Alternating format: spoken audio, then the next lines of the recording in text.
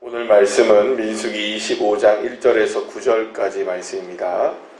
민수기 25장 1절에서 9절까지의 말씀, 우리 다 같이 함께 합독하시겠습니다. 이스라엘이 시딤에 머물러 있더니 그 백성이 모압 여자들과 음행하기를 시작하니라. 그 여자들이 자기 신들에게 제사할 때에 이스라엘 백성을 청하매 백성이 먹고 그들의 신들에게 절함으로 이스라엘이 바알볼에게 가담한지라. 여호와께서 이스라엘에게 진노하시니라. 여호와께서 모세에게 이르시되 백성의 수령들을 잡아 태양을 향하여 여호와 앞에 목매어 달라. 그리하면 여호와의 진노가 이스라엘에게서 떠나니라. 모세가 이스라엘 재판관들에게 이르되 너희는 각각 바알보올에게 가담한 사람들을 죽이라 하니라. 이스라엘 자손의 온 회중이 회막 문에서 울 때에 이스라엘 자손 한 사람이 모세와 온 회중의 눈앞에 미디안의 한 여인을 데리고 그의 형제들에게로 온지라. 제사장 아론의 손자 엘르아살의 아들 비느하스가 보고 회중 가운데서 일어나 손에 창을 들고 그 이스라엘 남자를 따라 그의 막사에 들어가 이스라엘 남자와 그 여인의 배를 꿰뚫어서 두 사람을 죽이니 연병이 이스라엘 자손에게서 그쳤더라. 그 연병으로 죽은 자가 24,000명이었더라. 아멘. 할렐루야. 지금까지는 우리가 이스라엘 백성들을 저주하기를 바랬던 이 발락과 이 발람의 이 사건을 우리가 살펴보게 되었는데요. 이 바알보올 산 꼭대기에서 부올산이죠. 바알보올이 아니라 부올산 산 꼭대기에서 발락이 발람을 통하여서 이스라엘 백성들을 저주하려고 했지만 결국에는 그 모든 시도가 실패로 돌아가는 사건들을 우리가 지금까지 우리가 함께 보게 되었습니다. 그러니까 결국에는 이 사건을 통해서 우리가 알 수 있었던 것은 하나님께서 복을 주신 백성은 결코 저주를 받을 수가 없다. 그러니까 인간의 방법과 인간의 모든 아무리 노력을 한다 할지라도 그 어떤 것도 하나님이 복 주신 사람을 저주할 수가 없다는 사실을 우리가 이 발락과 발람의 이 사건을 통해서 알게 되었습니다. 그리고 이제 이 발람은 결국 이스라엘을 저주할 수가 없었기 때문에 모든 계획들이 다 이제 실패로 돌아간 것을 우리가 알게 되었습니다.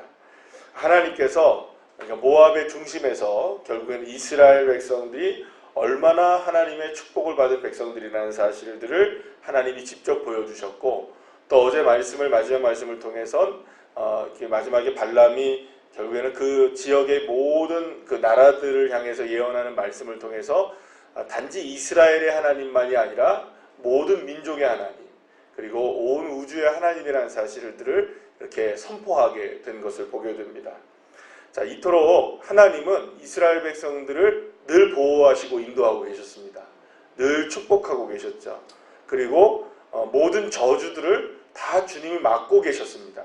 그러니까 저주가 아무리 임한다 할지라도 임하지 않는다는 말은 저주가 임할 수 있다는 말입니까? 없다는 말입니까?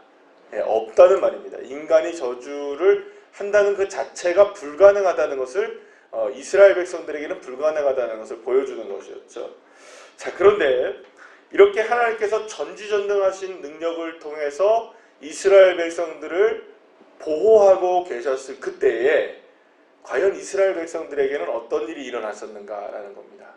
오늘 본문에서 우리가 만나게 되는 시딤 골짜기에 머물러 있었던 이스라엘 백성들, 모압 평지에 머물러 있었던 이스라엘 백성들은 과연 어떤 일이 일어났었는가라는 것을 우리에게 보여주게 되는데요.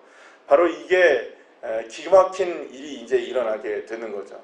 여러분 생각해 보세요. 하나님께서 막 이렇게 막고 계시고 보호하고 계시고 은혜를 베푸시고 계시고 능력으로 인도하고 계시는데 그 안에서는 어떤 일이 벌어지고 있는 겁니까 지금? 하나님을 믿지 못하고 하나님을 의지하지 못하고 하나님 앞에 오히려 범죄하고 하나님의 은혜를 알지 못해서 행음하고 이렇게 엄청난 죄악을 저지르게 되는 일이 벌어지게 되었다는 것을 우리가 보게 되는 거죠. 여러분 이거 기막힌 장면입니다. 그러니까 이런 거나 비교하자면 이렇게 비교할 수 있을지는 제가 잘 모르겠으나 한번 비교를 해보면 아이들한테 야, 너 그 학교 가서 열심히 공부해라 하면서 용돈을 줬더니 그 용돈 가지고 아이들은 뭐 하는 겁니까? 가서 손 나쁜 짓만 한다고 생각해 보세요. 그러면 부모로서는 아이들한테 돈 주고 열심히 이렇게 가르쳐주고 하는데 이 아이들은 나가서 뭐 늘 나쁜 짓만 하고 돌아다닌다면 누구 마음은 썩는 겁니까? 부모의 마음은 속이 터지는 거죠, 그죠? 그러니까 부모님이 부족하거나 부모님이 연약하거나 부모님이 도와주지 않아서의 문제가 아니라 자기 자신 스스로가 그걸 모르면서, 그러니까 알기는 알겠지만 그건 전혀 상관없이 자기의 마음대로 살아버리니까 거기에서 문제가 생기게 될 수 있지 않겠습니까? 마찬가지로 오늘 이 본문에서 우리가 만나게 되는 이스라엘의 모습은 하나님의 부족함과 하나님의 연약함과 하나님의 문제가 있는 것을 말하는 것이 아니라 하나님은 문제가 있습니까? 없으십니까? 전혀 없으십니다. 그러니까 지금까지 발락과 발람의 사건을 통해서 우리가 살펴본 것처럼 하나님에게는 전혀 문제가 없으십니다.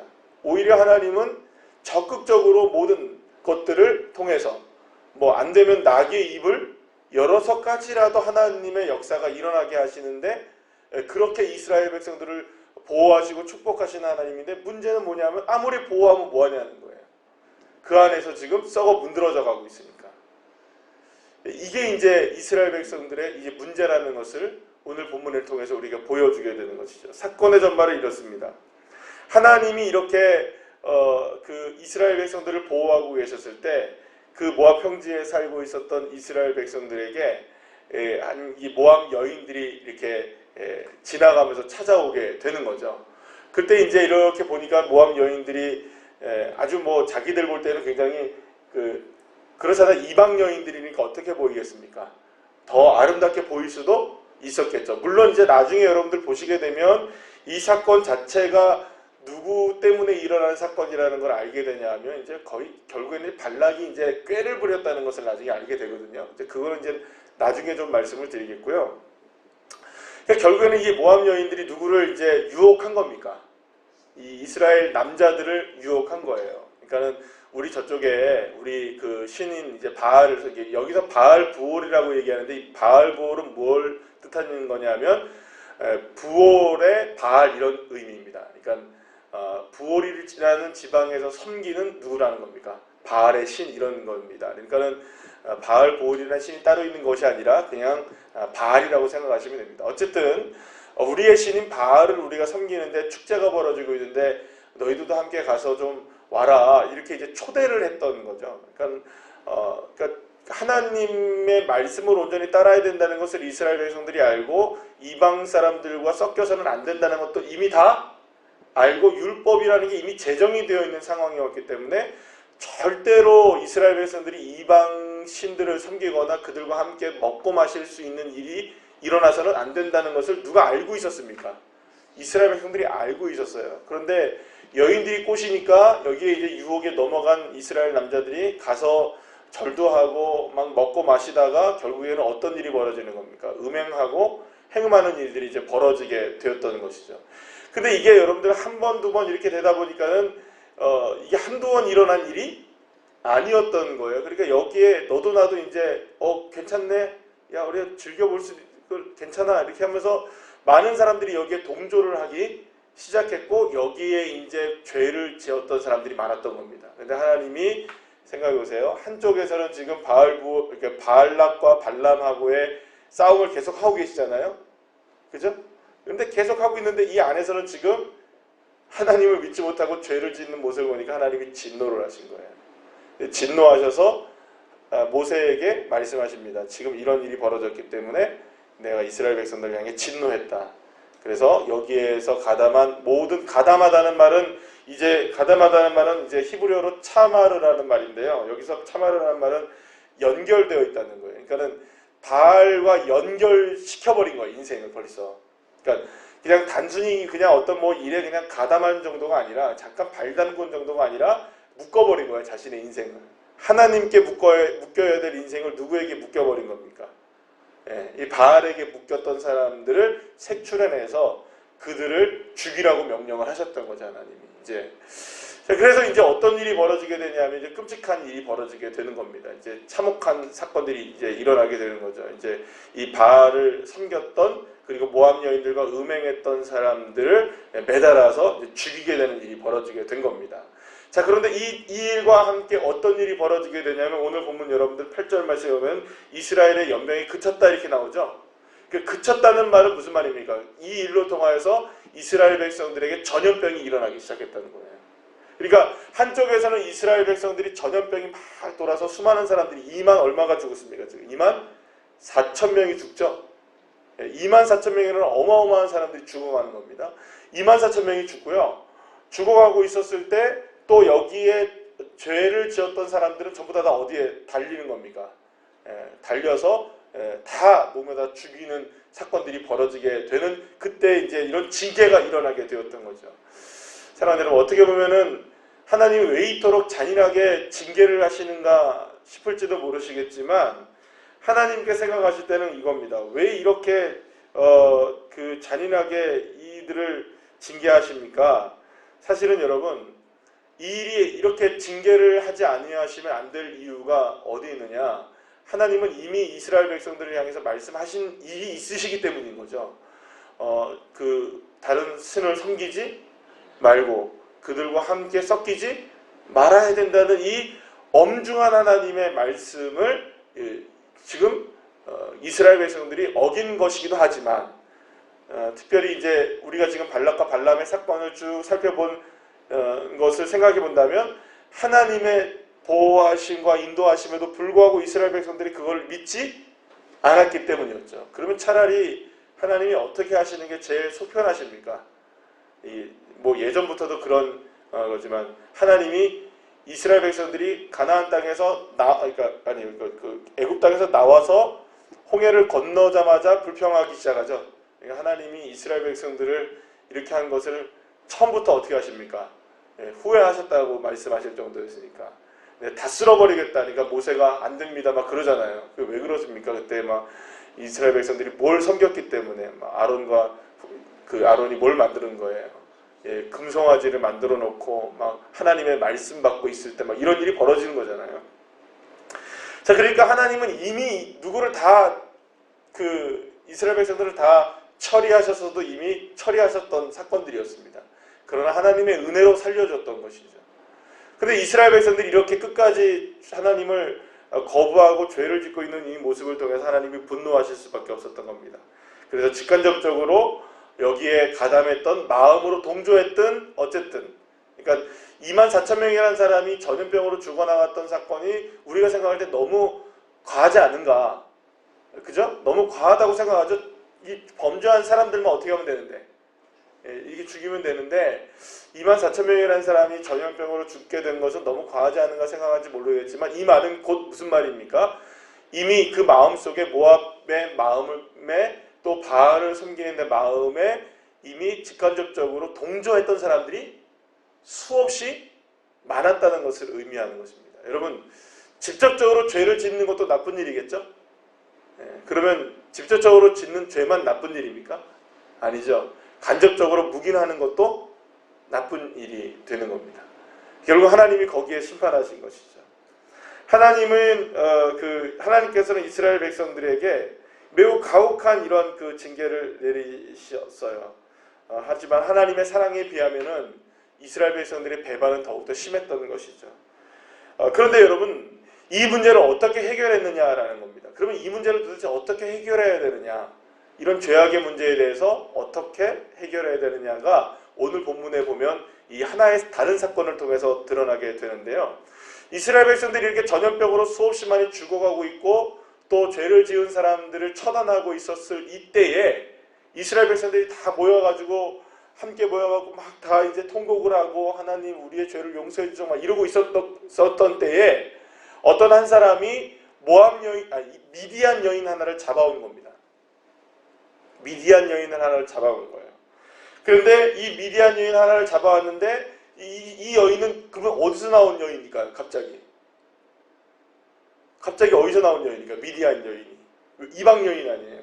이거 어디서 나왔을까요? 이 여인이 바로 그러니까 누군가가 지금 이렇게 지금 소동이 벌어지고 이게 난리가 벌어지고 있는 틈에서도 이방 여인을 불러다가 그날 밤에 뭘 했던 겁니까? 음행을 하고 있었다는 일이에요. 그래가지고 지금 이 여인을 그 여인을 데려다가 그 형제에게로 가는 거예요. 데리고 가는 거예요. 그러니까 무슨 말이냐? 이 여인이 머물렀던 이 남자의 장막 안으로 막사로 가게 했던 거예요. 그 사람들이 그게 갔죠. 그 여인이 갔겠죠. 벌벌 떨면서 이 여인이 그 자기와 동침했던 그 막사로 갔겠죠. 그러니까 사람들이 기막힌 거예요. 여러분 한번 생각해 보세요. 지금 이런 상황에서 이런 죄를 저지르면 됩니까? 안 됩니까? 안 되죠. 이런 상황에서는 일이 일어나면 안 되잖아요.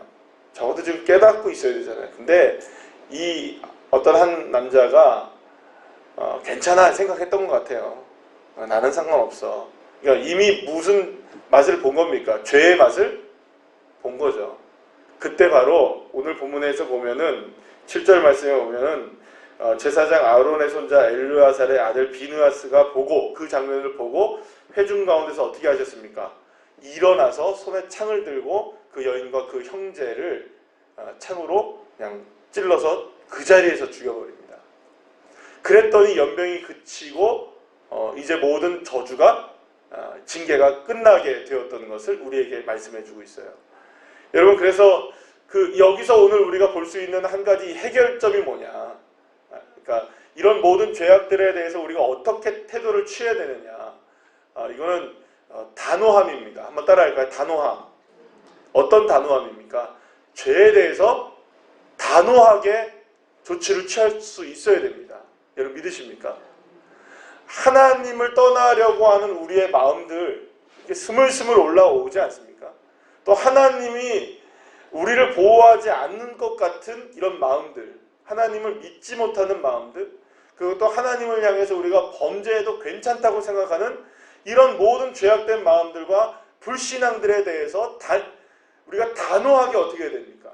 비느하스처럼 일어나서 창으로 우리의 삶을 꿰뚫어 버려야 되는 겁니다. 사실은 이 비느하스가 일어나서 그들을 꿰뚫는 것이긴 하지만 이 말은 우리에게는 누구를 향해서 이 칼을 겨누라는 겁니까? 사실은 내 자신을 위해 향해 칼을 겨누라는 겁니다. 그러니까 누군가 당신 이런 죄를 졌네 하면서 쿡 찌르라는 말이 아니라 이 비느하스처럼 우리 자신 스스로가 일어나야 된다는 겁니다. 그리고 내 자신을 향하여서 그것이 어떤 죄든 어떤 모습이든 불신앙이든 우리가 하나님을 향해 범죄하는 마음이든 비느하스처럼 일어나서 내 자신을 향하여 어떻게 하라는 겁니까? 창을 꽂으라는 겁니다. 사랑하는 여러분, 비느하스처럼 담대하게 우리를 향하여 내 자신을 향하여서 일어날 수 있는 믿음의 자녀들 되시기를 간절히 축원합니다. 단호하게 하셔야 됩니다. 담대하게 하셔야 됩니다. 뒤로 물러남이 없으셔야 됩니다. 후퇴하지 말고 후회함이 없도록 우리가 이 비느하스처럼 우리의 삶을 향하여 하나님의 말씀 가운데 거하지 못하는 우리의 삶을 단호하게 우리의 삶을 처단할 수 있어야 됩니다. 그러나 여러분 이 처단이 우리 자신을 향해서 원망하고 우리 자신 스스로를 이게 정죄하라는 말이 아닙니다. 그것을 가능하게 하셨던 분이 누구십니까? 예수 그리스도이시죠. 우리의 삶을 찢어내시고 우리의 삶을 꿰뚫어 버리시고 우리의 삶의 모든 죄악을 다 단번에 가르신 분이 누구십니까? 우리의 삶의 모든 것들을 주님이 자신이 십자가에 못 박히심으로 우리의 모든 삶을 단번에 용서해 주지 않으셨습니까? 그 예수님의 십자가에 우리가 함께 못 박혀 죽고 나는 죽고 누구는 사시는 예수님이 사시는 삶으로 내가 살겠노라고 고백하는 것이 바로 비느하스처럼 일어나는 일인 것입니다. 사랑하는 여러분, 그래서 단지 사실은 나는 죽고 예수로 산다는 이 말은 구호가 아닌 겁니다. 우리의 믿음의 고백인 겁니다. 이 비느하스가 일어나서 단호하게 담대하게 했던 이 믿음이 바로 우리는 오늘 이 시간에 예수님으로 나는 죽고 예수님으로 산다는 이 고백의 믿음이 되는 것이죠. 사랑하는 여러분, 비느하스의 믿음이 저와 여러분의 믿음이 되기를 소망하고, 또 한 가지 반드시 기억하십시오. 하나님의 구원의 손이 짧기 때문에 문제가 아닙니다. 하나님이 우리의 삶을 보지 못하시고 듣지 못하시기 때문에 그런 것이 아닙니다. 문제는 누구의 문제입니까? 우리의 죄악이 주님에게서 우리가 멀어지게 되는 것이죠. 우리의 문제입니다. 하나님은 문제가 없으십니다. 이걸 오늘 보여주시는 것이죠. 그러니 자꾸 문제를 어디에다 두지 마시고 누구에게 문제를 둬야 됩니까? 아, 내 문제이구나. 나의 문제이구나. 여러분, 그러니까요, 물론 여기서 더 나아가서 이제 방금 말씀드린 대로 내 문제를 해결할 수 있는 방법은 어디에 있습니까? 예수 그리스도에게 있죠? 믿습니까? 여기까지 나가야 되는 게 정상입니다. 그러니까 예전에 고 김수환 추기경이 계실 때는 이것을 갖다가 카톨릭에서 어떤 한 운동을 했었어요. 뭐라고 하냐면 내 탓이오. 여러분 기억나십니까? 내 탓이오 이제 운동을 했었는데, 내 탓으로만 끝내지 말고 거기서 이제 일어나서 예수 그리스도에게로 나가야 되겠죠? 그러나 한 가지 이게 맞는 말이 있습니다. 내 탓이오라는 말에 맞는 것이 있어요. 누구 탓입니까 이게? 내 문제입니다. 누구 문제 아니에요. 그러니까 어떻게 보면 우리의 가정 가운데서도 그런 마찬가지고요. 우리의 공동체 가운데서는 마찬가지고, 나의 인생 가운데서는 마찬가지고요. 어떤 문제의 어떤 원인이 뭐냐? 아, 이건 너 때문이야. 이건 뭐 때문이야. 이건 당신 때문이야. 여러분, 이건 뭐 나라 때문이야. 그죠? 우리가 뭐 이건 회사 때문이야. 이거 뭐 때문이야. 자꾸 뭐 때문이야 라고 얘기를 하는데요. 다 누구 때문일까요? 나 하나님의 은혜 가운데 비느하스처럼 일어나라는 문제입니다. 그러니까 내가 하나님 앞에 온전하게 비느하스처럼 되지 않으면 자꾸 다른 비느하스가 일어나서 나를 찌르는 거고, 내가 다른 사람을 향해 비느하스가 되어서 자꾸 찌르는 거예요. 그러니까 자꾸 다른 거 엄하게 찌르지 마시고, 너 때문이야 자꾸 이렇게 하지 마시고, 비느하스가 일어난 거는 그 사람들 죽이라고 일어난, 오늘 본문에서는 그렇지만 지금 우리의 신약시대에서 말한다면은 내 자신 스스로 예수님 앞에 십자가에 못 박으라는 겁니다. 그러니까 내 자신 스스로를 다시 한번 겸손하게 돌아보아서 비느하스처럼 분연하게 일어나서 믿음으로 다시 한번 세워지는 저와 여러분 되시기를 간절히 축원합니다. 기도하시겠습니다.